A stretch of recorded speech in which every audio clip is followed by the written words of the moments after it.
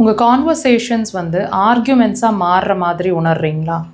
அதாவது நீங்கள் ஒரு டிஸ்கஷனில் இருக்கீங்க, நீங்கள் ஒரு விஷயத்தை பற்றி பேசிகிட்ருக்கீங்க, சாதாரணமாக தான் பேசிகிட்ருக்கீங்க. ஆனால் அந்த பேச்சுவார்த்தைகளே வந்து சண்டையாக, அதாவது டென்ஷன் ஆகி அதிகமாக அது தேவையில்லாத ஆர்கியூமெண்ட்ஸாக மாறுற மாதிரி இருக்குது அப்படின்னா அந்த சுச்சுவேஷனை கண்டினியூ பண்ணாதீங்க.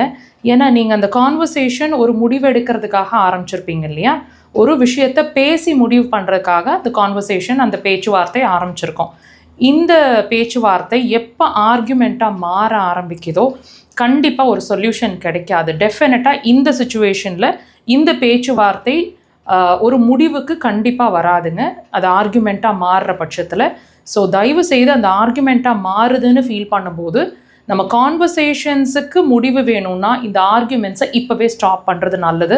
இல்லைன்னா அந்த ஆர்கியூமெண்ட்ஸ் யாரோட இருக்குதோ அவங்களோட அந்த கேப் வந்து இன்னும் அதிகமாகிடும், நமக்கான முடிவு சீக்கிரமாக கிடைக்காது. ஸோ ஆர்கியூமெண்ட்ஸாக மாற ஆரம்பிக்குதுன்னா இமீடியட்டாக அந்த சுச்சுவேஷன்லேருந்து வெளியே விலகி போகிறதுக்கு ட்ரை பண்ணுங்கள்.